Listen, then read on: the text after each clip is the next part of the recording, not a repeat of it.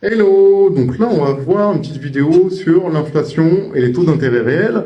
Donc, on va faire un petit rappel sur l'inflation rapide. Donc, si vous avez une inflation entre novembre 2022 et novembre 2023 qui est de 5%, ça veut dire que ce panier d'achat que vous payez 100 euros en novembre 2022, pour ce même panier d'achat, vous allez payer 105 euros. Donc, vous voyez que vous perdez en pouvoir d'achat à cause de l'inflation. Du coup, nous, on va voir les taux d'intérêt réels si on prend en compte l'inflation.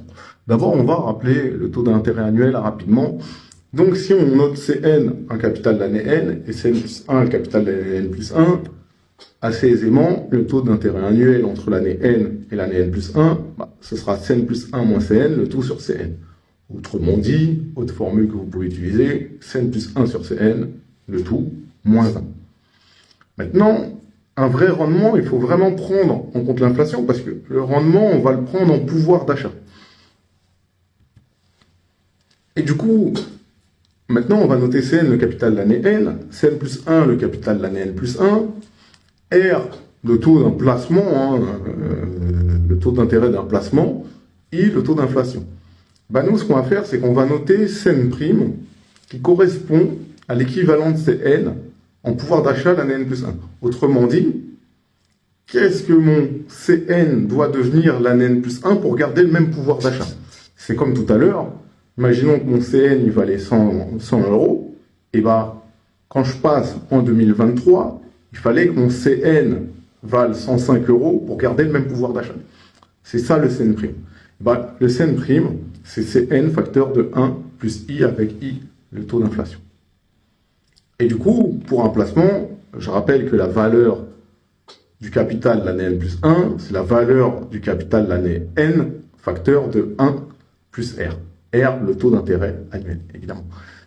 Et du coup, moi, si je veux connaître le taux réel, c'est-à-dire celui en pouvoir d'achat, entre l'année N et l'année N plus 1, de façon simple, je vais prendre la même formule, sauf que je vais remplacer Cn par Cn'. Et donc, ça va me faire Cn plus 1 moins Cn', le tout sur Cn'. Finalement, ça me donne R moins I sur 1 plus I. D'accord? Donc, j'ai mis le détail du calcul, mais on obtient R moins I sur 1 plus I. Et ça, c'est notre taux d'intérêt annuel réel sur notre placement. Du coup, on va faire un petit exercice. De façon assez simple, on nous demande quel est le taux réel annuel d'un placement à un taux d'intérêt de 3% si l'inflation est de 6% annuel. Simplement, je sais que du coup mon R il vaut 3% et mon I il vaut 6%. Pour calculer le taux d'intérêt réel, annuel, ça va être simple. Je vais utiliser la formule R moins I sur 1 plus I, ce qui me fait 0,03 moins 0,06 sur 1 plus 0,06. Ça me fait à peu près moins 2,8%. Vous comprenez bien que si l'inflation elle est de 6%, en fait, sur votre livret A, qui est un placement à 3%, en réalité, en pouvoir d'achat, vous perdez 2,8%.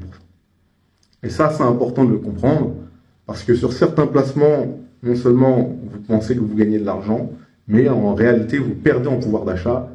Et ce qui est le plus dramatique, c'est ce soi-disant gain qui n'en est pas un et parfois imposé. La deuxième question qu'on va se poser, c'est si je place 2000 euros sur ce placement en 2023, quel sera mon gain réel au bout de 2 ans?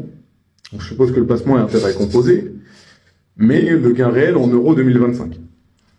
Du coup, moi je vais noter C0, mon capital initial en 2023, c'est-à-dire 2000. C0, le capital initial en euros 2025. Quel est mon pouvoir d'achat de 2000 euros 2023 en euros en 2025, ce qu'il me faut en 2025 pour garder le même pouvoir d'achat de 2000 euros. Et C2, le capital obtenu l'année 2025, parce qu'entre 2023 et 2025, il s'est écoulé 2 ans. De façon assez simple, mon C0', c'est mon C0, facteur de 1 plus le I, le tout à la puissance 2, et donc ça va me donner 2247,20 euros. Mon C2, c'est mon placement, vous connaissez la formule, c'est C0 fois 1 plus R à la puissance N, sauf que mon n vaut 2, donc ça me fait C0 facteur de 1 plus 0,03 à la puissance 2, sachant que C0 vaut 2000, puisque c'est mon capital initial. Et bah, ça me donne 2121,80 euros. Et bah, mon gain absolu en euros 2025, bah, ce sera C2 moins C0. Bah, si je fais C2 moins C0, et bah, ça me fait moins 125,40 euros. Et donc, sur un placement qui est soi-disant à 3% annuel, en réalité, sur 2 ans, bah, j'aurais perdu 125,40 euros. Mon pouvoir d'achat aura diminué. Voilà, c'est tout pour cette vidéo.